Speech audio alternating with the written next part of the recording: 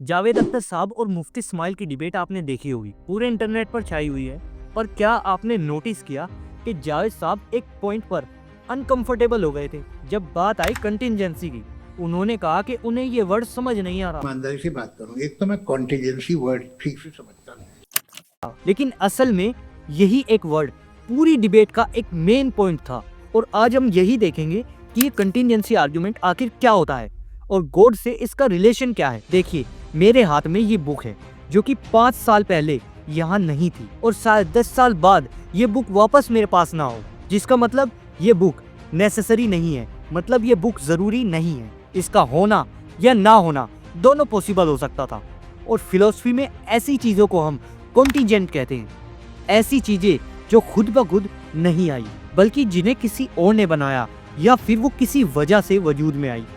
आप, मैं और ये प्लेनेट, हम सब कॉन्टिजेंट है। और अब यहाँ शुरू होता है दिमाग का खेल। अब अगर मैं आपसे वापस पूछूं कि ये बुक कहाँ से आई, तो आप कहेंगे कि फैक्ट्री से। फैक्ट्री कहाँ से आई? पैसे और दिमाग से। आप कहाँ से आए? अपने पेरेंट्स से। आपके पेरेंट्स कहाँ से आए? उनके पेरेंट्स से। ये एक लंबी चेन बन जाती है। लेकिन क्या ये चेन पीछे की तरफ इनफाइनाइटली चलती जा सकती है? लॉजिक कहता है नहीं, क्योंकि अगर शुरुआत में कोई ऐसी चीज नहीं है जो नेसेसरी यानी जरूरी हो, तो ये चेन कभी शुरू ही नहीं होती। और हम इससे ही कहते हैं इनफाइनाइट रिग्रेस का धोखा।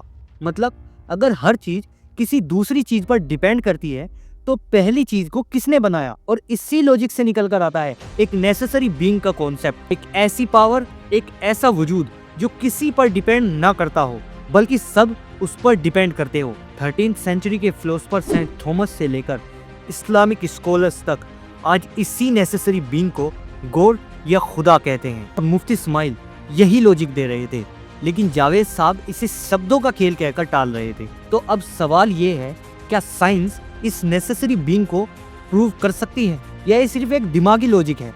तो इसका जवाब भी मुफ्ती इस्माइल ने बड़ी अच्छी तरह से दिया। उन्होंने कहा कि मेटल डिटेक्टर से हम सिर्फ मेटल को डिटेक्ट कर सकते हैं, प्लास्टिक को नहीं। प्लास्टिक को डिटेक्ट करने के लिए हमें एक प्लास्टिक डिटेक्टर चाहिए। इसका मतलब ये है कि गॉड को प्रूव करने के लिए साइंस एक करेक्ट टूल नहीं है। खैर, आपको क्या लगता है, क्या इस यूनिवर्स को शुरू करने के लिए कोई फर्स्ट कॉज चाहिए था, या ये चेन बिना किसी शुरुआत के चल सकती है? कमेंट में जरूर बताना।